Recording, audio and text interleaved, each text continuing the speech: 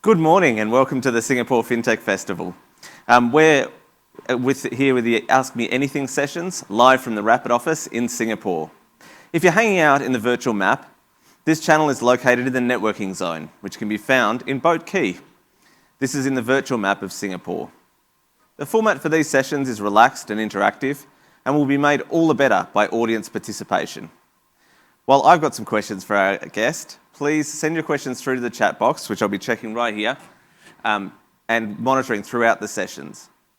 Now, please let me welcome our speaker today. We've got Joel Yarbrough joining us from Rapyd, and we're really looking forward to getting to know Joel a little bit better. So Joel, for those of us that don't know you, what is it to be Joel, and how did you end up here at Rapyd? Well, I was born Joel, so it's hard to shake that from birth.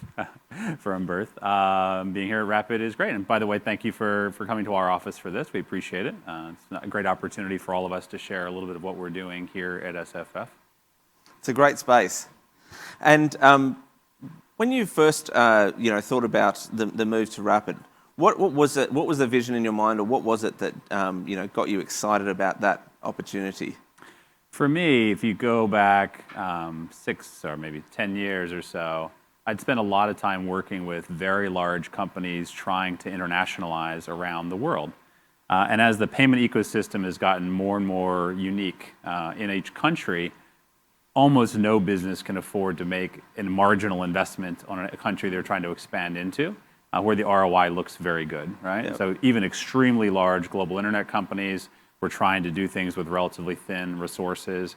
I used to work at PayPal for 6 years, and PayPal went very, very deep on localization in the first decade of the millennium. Yep. And then cooled off because, frankly, the business was so large in their core markets that investing in the marginal markets didn't make a lot of sense from a roadmap perspective. I was at Grab, and Grab obviously has expanded into 8 countries, and each of those 8 countries has its own local payment culture. So the gap that we really saw was, how do you dramatically simplify the process of going hyper-local everywhere around the world so that everybody, whether you're a large company or a small company, don't have to reinvent the wheel time and time again. So effectively what we've done is we built a new payment network that connects to local payment professionals in every market, right? Licensed, regulated, have local connectivity, a lot of local savoir-faire, if you will, around what makes their individual market unique. And then we drop a single set of APIs on top of that so that almost anybody can become hyper-local as they enter that market or as they grow in that market, both with simple use cases like e-commerce or more complex ecosystem type use cases where they might want to collect money, disperse money, mix it around in various ways. And so we also provide issuing services, some wallet management capabilities, and foreign exchange to kind of round out our core collection and disbursement capabilities in more than 100 countries around the world. That's awesome. But when you're looking at that local environment, right? Is there an IP element to that, or I guess a knowledge element to that, right? If you're as a large company, it's very easy to put the lens of my home country onto any country I'm looking to enter, and that can be quite complex. How do you guys look at that, and how do you help your clients connect with that sort of the feeling and culture and regulation of the local market? We'll try to protect them from the culture of the local regulation. But I think there's three ways we think about it, right? From a people perspective, right? When we think about people we hire, right? We hire people that have either a lot of local knowledge themselves or have local empathy and are capable of gaining the knowledge. As I said, it's a network business, and so fundamentally we seek out people that we consider great partners, right? In networks around the world where they have shown themselves to be well connected from a regulatory perspective, have strong licenses, have strong banking connectivity, and have a lot of thinking power as well to think about where the market is going. Because all the problems that we're trying to protect our own customers from, or from merchants or other users of the system, honestly, we face those problems ourselves, right? We can't necessarily pick how the market's going to go in Burkina Faso unless we pick a great partner that's going to be on top of things in Burkina Faso. And so we try to mix. In some cases, we're direct, and so we're the partner in that equation, certainly in our hub locations like Singapore. And in other cases, we are very reliant on a variety of network partners that we use to manage pricing and quality of service and the sort of the breadth and reach of our services in each region or in each country.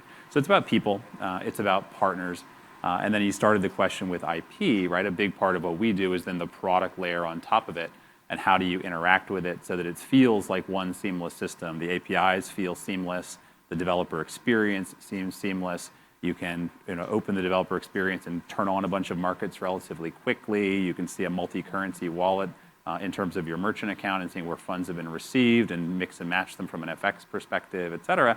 That's all IP from our perspective, but then it rides across this network layer of indirect and direct connectivity around the world. Awesome. So bringing a bit of a 2020 flavour to it for a moment. You've got this network of people across all of these different countries. You've got lots and lots of relationships that you need to maintain to keep that going. In a world where we haven't been able to travel and where there's been a whole lot of other very impactful considerations in most markets, both economic and social, how's that affected you guys or you personally, and have you thought through that? Sure. I mean, I think it's affected us all, of course, because you've got a lot of stress on the employees, right? You got a lot of stress on your customers. I think there's a strong need for all of us to have a lot of empathy and grace, right, through this time. But from an e-commerce business perspective and a payments business perspective, it's sad to say, right? Things that are up and to the right? There's a strong need for people to digitalize. There's a strong need for people to get online very quickly.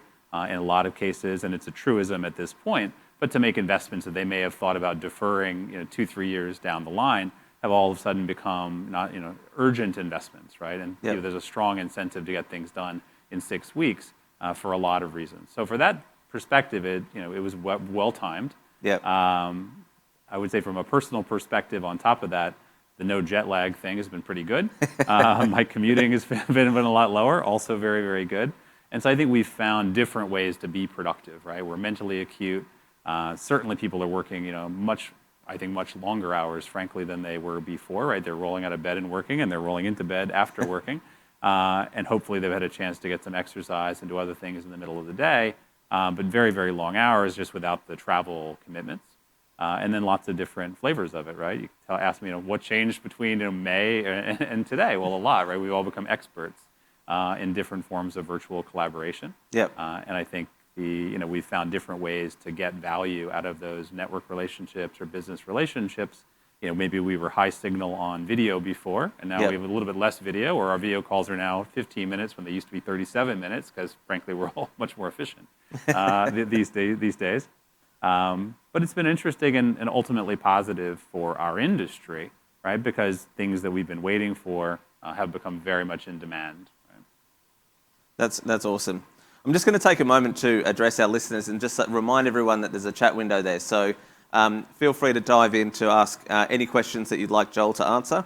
And in the meantime, we'll just keep diving through, what's a really interesting space. I guess, one of the things that, staying on that 2020 topic, I saw a meme recently that said, 2020 looks like January, February, quarantine, Christmas. No. And how does that feel for you? Has it been the same way? I think we joke about the sameness of it, and certainly, being lucky enough to live in Singapore, the weather is the same, the sun rises and sets at the same time, the plants are pretty similar most of the year. There is a lot of, tangible sameness. But I think the velocity has gone up tremendously. I think if you just reflect even 3-4 months, back, such major milestones have happened in terms of the industry that I don't think it feels quite that same anymore. I think we're living multiple lifetimes. We're just living it inside of the Truman Show bubble of sameness, right? So the evolution of our inner life is faster than the evolution of our outer life. And I think that's really a powerful way to reflect on that, this Truman Show sameness and continuity. What are the ways that you break out of that and give yourself a rest, or give yourself a step away from that constant, whether we're now sort of more sleeping at work rather than working from home, perhaps. What is it that allows you to take a break from that?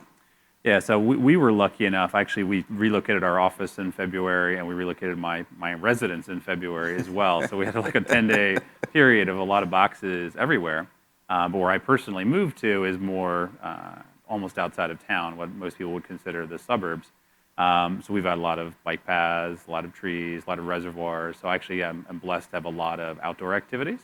And we got a dog, so I get to walk the dog, ride my bike, run, do stuff outside. That's probably the biggest positive shift for me, is what was travel time or exhaustion time, as I'm now able to spend definitely getting more exercise, eating a heck of a lot better, because a lot fewer restaurants, so eating a lot more fresh food, and just generally taking better care, of ourselves and our family. And then I think, I've got 2 kids. One's in middle school, one's in high school. And the opportunity to spend so much time with my kids, in the morning, in the evening, on the weekends, et cetera. I mean, it's pretty hard for me as a parent to say that's bad, right? It's been great. All the time that I would have expected to not see them is now time that I am seeing them, which is quite wonderful. Yeah, that's awesome. And I think it's really rewarding where you find that you're spending time that you didn't think you had before or you didn't have before in ways that are actually very motivational. So let's look forward a bit. In terms of looking into 2021, we've got a lot of work to do, all of us, in terms of addressing some of the issues which have been thrown into sharp relief this year, whether that's social inequalities or environmental considerations or economic recovery as a fundamental vehicle for that. How's that shaping priorities for you for next year? What are you thinking about, and both you can talk personally or in terms of the company? I think from a company perspective, when you think about any startup, and Rapyd has really got going at the beginning of 2016, so it's a startup, about 250 people trending upwards at this point. You're looking for product market fit, you're looking for capital, you're looking for a great team, and then you're looking for execution, right? Yep. And so we were lucky enough to have gotten the first 3 of those things somewhat out of the way relatively early on. Now we're very much purely in execution mode, right? Which means obviously onboarding and scaling customers, iterating the product, getting more water through all of the different pipes, and there's a lot of pipes, and really just becoming much better at what we do, both operationally, working better together as a team, working better together with our clients, and then making sure that the product and the network underneath the product work the way that we hope that they work. So that's really our focus, is really lesser on the idea side, and much more on the pure execution side. Yep. I think we are going to be lucky enough to keep hiring going into 2021, which is a great position to be in. And so we'll continue in that third pillar of bringing great people back onto the team. I think there have been some evolutions of ideas, and we're very, very excited about interoperability, particularly around the real-time payment space. And we're seeing more good announcements around that. So we're hoping to continue to bring some of those things together at a faster pace. And we've made a big investment in RTP over the last couple of years, and we see great volumes in multiple markets from RTP. So we hope to see that happen much, much faster. We have some pretty cool announcements around escrow, particularly for B2B platforms, and some very exciting partners that will be using some services from us. So we think there's a huge opportunity there. Yep. And particularly given the COVID context, how do businesses interact with each other? How do they mix and match business models? How do we finally start to see B2B marketplaces take off in an area when it has been somewhat of a laggard over time? Reduce the cost of foreign exchange, because now everybody has to transact globally. I mean, those are things that we're very excited about. At the same time, is continuing to simplify the buyer experience. So the buyers can pay the way they want to pay in their market without having too many buttons to click, make sure the conversion rate and the authorization rates are very high. So the merchants are satisfied experimenting in this hyper-local universe at the same time as the downstream transaction flow continues to go up, because we're covering more use cases, we're covering them much more deeply, and we're able to support our clients more and more as they grow. Are you seeing a shift? If we look at some of the trends that have come to the fore, you spoke about, actually online payments have increased over this period. A couple of the trends that seem to be coming to the fore are online education, digital content production, whether that's user generated or some of the big brands actually, with well funded content, or esports. How much of that do you think is having an impact on the ecosystem? And do you think that trend will continue? Yeah, I am an occasional reader of The Economist, and the greatest thing about The Economist magazine is they recycle their jokes. And so one of the jokes they have, every 3 years is, Brazil, country of the future, because it's always country of the future. And that's how I feel about online education. 2 decades ago, started an online education company. I had a very small exit and left, et cetera. And we've been waiting years for online education to become a big sector. Yeah. And I don't think anybody really had any idea what it would take to kind of kick over the can and make things actually go. Nobody, I think, predicted quite this. Yep. But I think that's a sector where it's almost impossible to imagine the genie going back in the bottle, despite the fact there are such huge entrenched interests trying to convince you that a traditional university education has to look like this, right? Or that traditional schooling for pre-university has to look like that, because the evidence is all to the contrary, right? If you're basically going to take hundreds of millions or hopefully billions of kids, however many kids there are in the world, and educate them in this hybrid manner, well, how can you then go back and say, well, hybrid doesn't work, right? Or highly digital doesn't work, or snack-sized education for professionals doesn't work. I mean, I can imagine training, 3 years from now, a millennial who's 24 years old and saying, I'm not going to give you snack-sized education about this particular job and an online certification and let you remix your own education. They'll think you've lost your mind, right? When they've spent 2 years of their life doing that exact thing. So I think that particular one is going to be pretty hard to put back in the bottle, because it so clearly is better than a 900-year-old Socratic method that hasn't really evolved very much, right? So I think we'll see a lot of it. I think the very commoditized side of e-commerce, right? So you have grocery being kind of the obvious example. Food delivery in Southeast Asia has had quite a run for a couple of years now, and then it's continued to go upwards from there. So I think there are certain things that people will look at and say, like, why did I want to do that myself, right? That wasn't so great. Subscribing to Mere Milk, which something people did 50 years ago and stopped doing, or maybe they still do it in a lot of countries, but they stopped doing where I'm from. That's kind of back, right? Subscribing to, we were debating yesterday with my wife, bread, right? We tried one bread subscription. Let's try a different bread subscription, because we all think we'd like to make bread, but at some point, not enough hours in the day. How do we support the right bakers in town? So I think there's this opportunity to rethink the model, whether you're something very prosaic like bread, or something huge and expensive and dynamic potentially like education. And I think nothing is really going to go backwards at this point. We will definitely continue to zigzag forward with a lot of new experience that's benefiting people. Yeah, that's awesome. A lot of online education happening in my house at the moment, so I completely agree with that. Sorry? Is it working? Absolutely. Yeah, I got 2 kids at high school, actually primary school, high school, and university, all doing full-time online education at the moment. So, yeah, I can't see that genie going back in the bottle. There you go. Okay. Daddy's hitting the bottle. So. I can't now because it's a school. Can't drink in the school. There you go. Okay, just to all of our viewers online, please feel free to drop questions into the chat. I've seen quite a lot of people join the session, so thank you all very much for attending. We're here with Joel from Rapyd, deep diving into what's happening in e-commerce, creating simplicity in payments and connecting lots of different markets. And we're going to continue to work our way through lots of interesting topics. So on that, I guess, how do you think about the work of Rapyd in this shift from payments, right? So we talked about the milk subscription just before. And the mechanism for doing that was fairly simple. It was a small value payment. You left money on the door. The milk bottle would arrive. It was a very physical exchange. And at the time, the labour cost would have been fairly sufficient to support that. Yeah. We saw that go away through different ways of the economy moving, security, various other things. We're now in a world where subscription services are definitely back, and my suspicion is that it's because we're creating easier ways for money to flow through to different players within the supply chain through that model and through the evolution in payments. I mean, how do you think about that? Do you think do you think that shift is going to continue? Do you think there's big problems still to solve in that before we can take our money and use that as a channel to support exactly what we want in the community?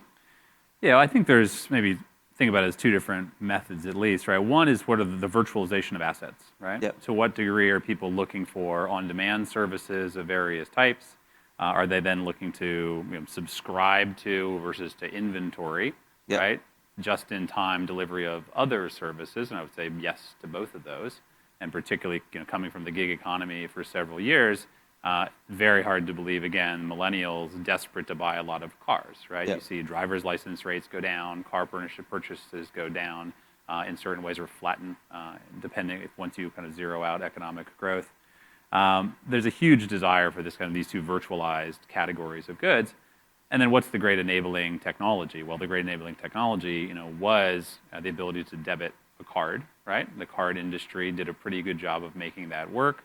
The explosion of debit card, after credit card, in most markets, and a lot of markets in Southeast Asia, 80% of the cards out there really are debit cards in various ways. And making that work as a recurring payment method, great. Then the next problem is, what about the people you aren't reaching? Yep. Right? How do you make recurring payments work in an e-wallet environment? How do you make it work in a basic banking environment, which operates effectively like an e-wallet? We're very excited about UPI 2.0 in India, which is then offering recurring payments across a mixture of both wallets and bank accounts with a really simple and mobile optimized experience. So with that enabling technology of recurring payments, both for debit and credit instruments, sort of feeds these two beasts, right? And then the fourth technology, as part of that last category, is really the buy now, pay later world, which effectively goes right back to the milk. All of a sudden is, okay, now here's all this stuff that, when you live in small town wherever, right, the merchant knows you, the merchant trusts you, the merchant is willing to give you and your family credit for, 30, 45 days. That's a very transformative experience, because then trust becomes instantiated in these people. Now we have technology that lets us build trust with people we can't see face to face, right? Yep. And how do you then create that kind of smoothing of a charge type of experience or an installment type of experience, so that more people get access to trust? They get the goods at a lower cost. They get the goods when they want them. They don't have to bulk up their purchases. They can buy them in a more even curve when they're actually demanded for. And so BNPL or charge products, Grab's pay later product, I think are all very, very exciting examples. You've seen obviously Afterpay and Hula in this market. Yep. Klarna in Europe all scale as well, providing aspects of that service. I think that will remain a category of a lot of innovation. I don't think we've seen anything like the model. What we've seen is 5 or 6 different models growing everywhere, and each one of them can be more tuned even more locally, right? If you look at in Indonesia, and Philippines has a very similar example, India has a very similar example, local retail, right? Warungs in Indonesia, they are that small store, they provide credit, and when you look at the growth of businesses like Buku Warung, which theoretically is an accounting platform for micro businesses, but in reality is a credit management platform that lets these businesses not lose money, right? Extend credit to their neighborhood, extend it to more people, send people done notices when they haven't paid you for the milk, et cetera, and let those small businesses grow. It's taking off incredibly well, just electronifying the original proposition in a new way, because mobile technology is ubiquitous, right? And I don't think we're, again, anywhere near the end of the story of different ways that credit capability or that smoothing of purchase capability can be tapped out. I think it's really powerful what you say about that local community aspect. The way we behave as humans is fairly constant, whether we like to accept that or not. And looking at how that community relationship and that trust is just a really powerful way to think through, are these financial services actually fit for purpose? Do they help or hinder, from that perspective?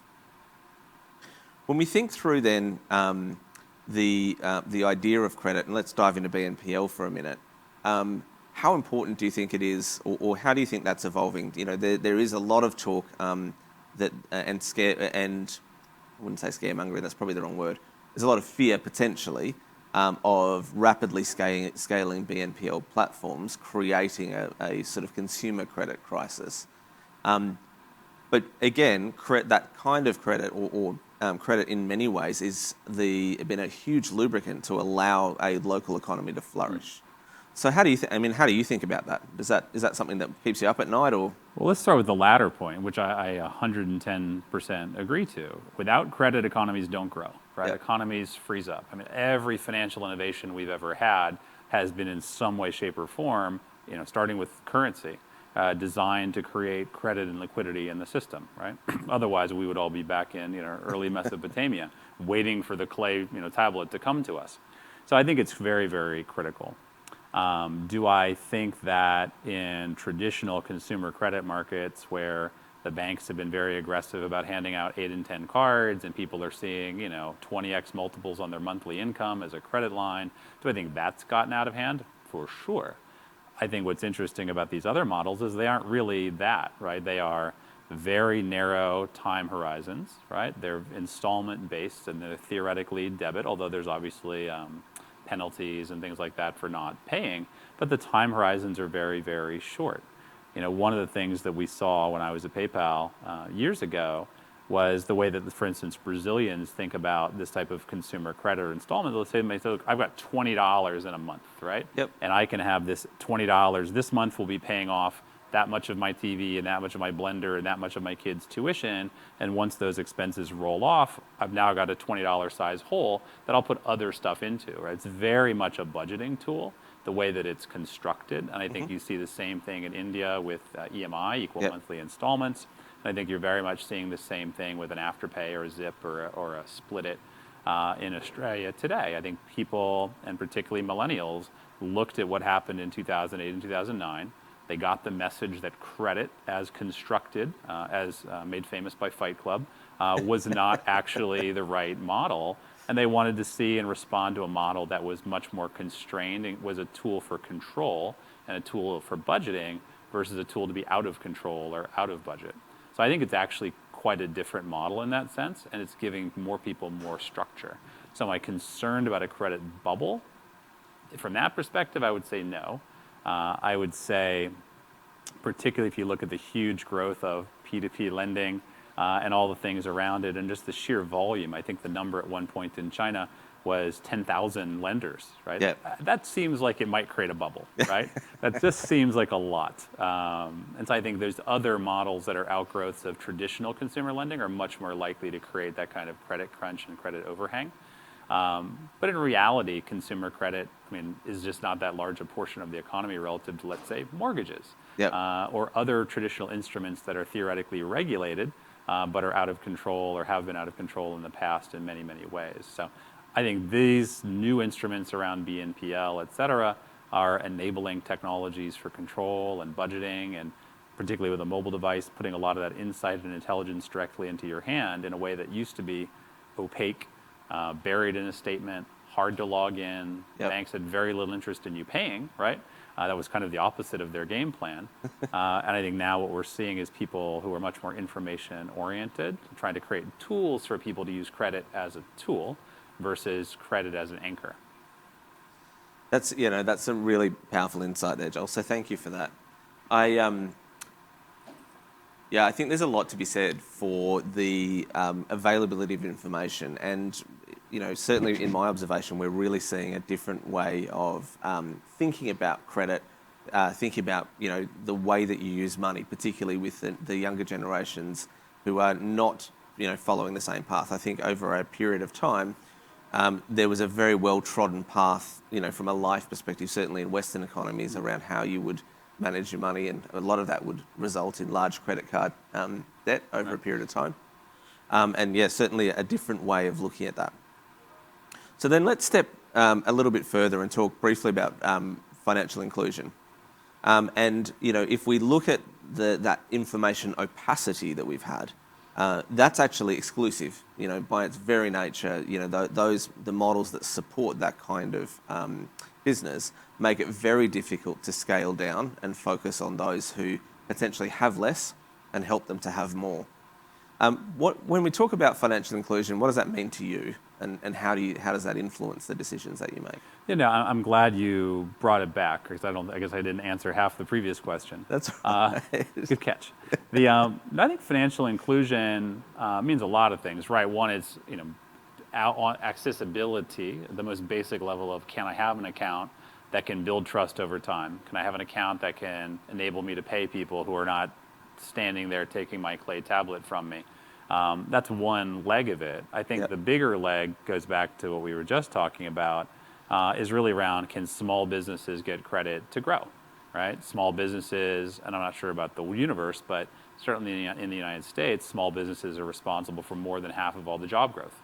Right? And particularly minority, women-owned businesses have this huge positive benefit for job growth, right? So if you're not getting credit to SMBs, and sole props so they can become SMBs, then you really are strangling the growth of your own country, and you're strangling how do you get value from the human capital in your environment. So that's when I think about problems and solving financial inclusion, I'm extremely aligned to opening up SMB credit, creating new forms of it, creating new ways to experiment with it, helping businesses that have access to invoicing make financing of invoices cheaper, lowering factoring costs if they're at the point that they can factor, and really increasing the liquidity of money available to small businesses so their credit costs go down over time, which means they can then spend their capital on hiring people and buying inventory and serving more people. Yep. I think that's, when I think about financial inclusion, the piece of the flywheel that has the most leverage is driving the small business flywheel, because almost everything else comes out of that.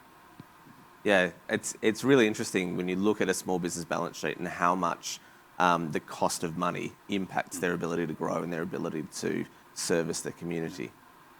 So we've got lots of people in the session now, and we're starting to get a good flow of questions through. So I might pick up some of those, if that's okay. Please. I'm not just checking on the football score. What is? He doesn't know what football game is playing, by the way. Joel, what piece of advice for businesses going online for the first time in the post-COVID world, like what advice would you give them? I think the simplest piece of advice is don't do it by yourself, right? I think we're in this golden age at this point where platforms are available, whether you're talking about a micro SMB platform like Shopmatic to get your small business online on mobile in a download and a few clicks, maybe a platform that's a little more global like a Shopify, et cetera. These tools are out there at this point to really help your business present itself well, show up on search engines well, list inventory on other marketplaces well, and then of course to plug in then to payment providers like Rapyd to help you grow and scale in a way where you can get paid by everyone you'd like to get paid by. Reinventing the wheel is something that most people don't have to do at this point. But what they do have to do is to, rock out their slippers and go online and start to make it happen, right? Because these platforms are sitting there waiting for you, and they're very mature at this point. That's why the first thing that I would say is just start. That's a great piece of advice, and that shout out to Chaitanya. I'm sorry if I pronounced your name incorrectly. Great question. So just a reminder, we're here in the Rapyd offices in Singapore. That's Boat Key on the virtual map. And here with the AMA sessions or Ask Me Anything sessions, doing a bit of a deep dive with Joel from Rapyd. A quick question here. It's actually to both of us. If we were to form an imaginary team around ourselves and launch a business now, what would you do and what would be the roles each of you would take? And where do you see the biggest opportunities? So Ruihan, thank you very much for that. That is an interesting question. And considering I'm still reading, I'm going to throw to Joel to kick off. I was going to throw it to you. I don't know. I think a long time ago, right, back when I was more ideas than experience, I thought ideas were the key, right? Yep. And then you meet enough people and they say, well, it's not ideas, it's the execution. And then after a while, they start to peel that back. You say, well, it's really the people. Yep. Right? Because no matter what, people with the right attitude, people with the right personal energy, who can deal with the ups and downs of a business, that's the core of what's going to make you resilient as a business. Because no one can really predict, how this is all going to work out and what the many bumps in the road will be. So I'd love to get in a boat with you, sir. A fine companion. Yep. For me, I have definitely no lack of ideas, right? Yep. And I'm very comfortable working with customers and working with partners to refine those into something where I am always striving personally to do more and to learn more and surround myself with people who are much better than me is on the operational execution side. Whereas, I as a person have about 6 weeks worth of interest in a Gantt chart, and then I drift away. So I'm hoping you're the guy who really loves a good Gantt chart. I'm afraid you might not be, so we have to add a few more people to the boat. But to me, that's the place that I start, right? So the fundraising, the ideation, the deck development, the initial business development, the corporate development, and working with partners. It's really great to hear you say that. For me, the people piece is absolutely number one. The grey in this beard didn't sort of make itself. So, working with great people helps create an environment for success, no matter what the problem is, really. I think it's interesting. So I think in the life cycle, I'm probably about 6 months, behind you. So once the pitch deck's done and the idea's sort of starting to take flight, I'm pretty good in that bit of the Gantt chart to kind of build. And then, about 6 months after that, I lose interest as well. So we probably, as long as we've got someone to take over from us, we should be all right. Or keep the idea fresh. Exactly. Like that's the key, is keep the idea fresh. And that's one reason why I do love working with people, is the more empathy and listening and meeting with people, you're always learning something new, right? And that's what's very critical to me, is to keep that learning process going. Yeah. And then you're building, and it's like the exercise in yes and. Right? Yes. It's always a yes and, right? And we can sort of go in with the yes, but then the more people we work with, the more ands come out of it. I think one of my favourite things is actually getting, you talk about having people that are better than you, or those that are smarter around you. Getting challenged and getting a lot of pushback to your ideas. It's very easy if you're in your own echo chamber to float off into nowhere, and so having that challenged and questioned is really powerful. So it sounds like we could have fun, but I think there's lots of ideas we can work on. Sure. Okay. I'm going to take the last question here. So from René, who I think you might know. Joel, you've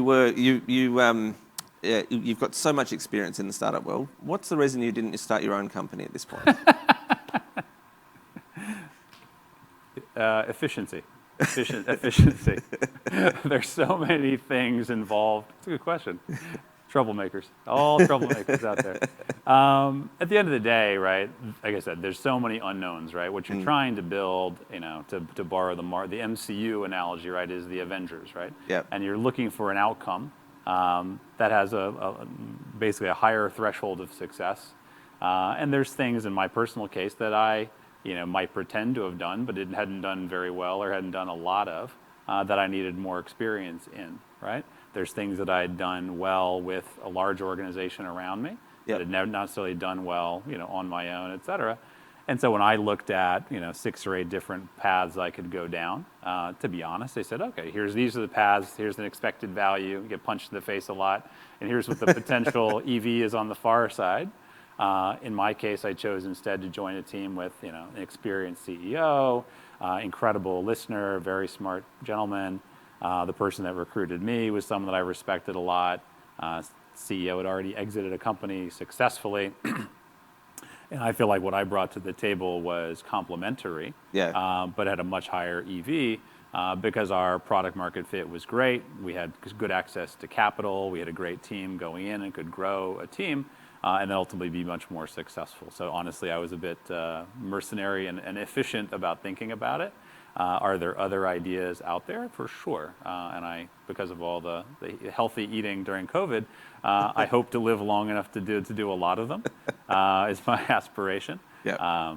But at the moment, the size of the problem that we're solving at Rapyd is quite large. Yeah. It's something with good product market fit. Usually, the reaction we get from people who have either experienced payments or experienced fintech is, oh wow, why did nobody think of that earlier, right? That would have made my life a lot easier. And that's where I'm at right now. And me personally, I've suffered for the absence of something like Rapyd when I was at PayPal, when I was at Grab. So part of my goal is let's solve this problem. Let's put it behind us so I can go off and do something entirely different, right? Without having to go reinvent a payment platform for the next generation, because we would have already solved that problem in the past. Yeah, great answer. And I think we necessarily focus on the importance of founders, but the whole team around any startup is actually crucial to its success. Yeah, you can't be a founder on your own. Yeah, no. Let me jump on that as yeah, go as you flick. For me, it is really about the team, and there's people you've worked with in your past that you thought, wow, I'd love to work with that person, but they're doing such great things. They've got such a great gig. They're earning so much money. Like, why would they work with me, right? And so I've had this secret list of people for a long time.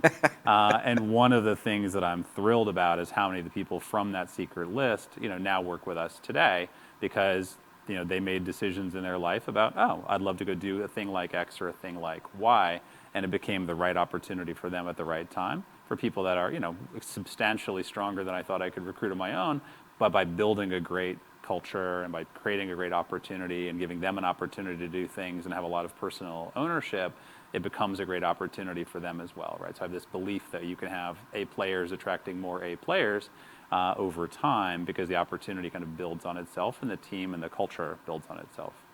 I can't tell you, I don't know if I can articulate how strongly I agree with that. And seeing that play out is such a rewarding experience. Okay, so team, I guess we've still got a great audience there. Obviously, none of those questions were hard enough for Joel, so please keep them coming.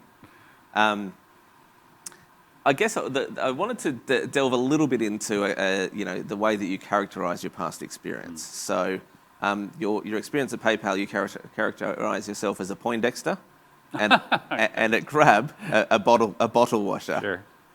So when you think about that, and I'd like to unpack those two things a little bit, but how would you, one of these days, if you ever leave Rapyd when the job is done, when you look back, how would you describe your time here? I use those terms, not even necessarily in jest. Let's say I mean them all seriously. When you're in, I'd say the same thing about a marriage, right? When you're in a relationship, the problems that need to be solved aren't necessarily predictable, right? Yep. And you want to put yourself in a situation where you can solve whatever problem comes along, or also have confidence that other people on your team will pick up the problems that need to be solved, possibly without asking, and make a relatively good decision, right? So when I think about a Poindexter or a bottle washer, at one point I was a smoke shifter.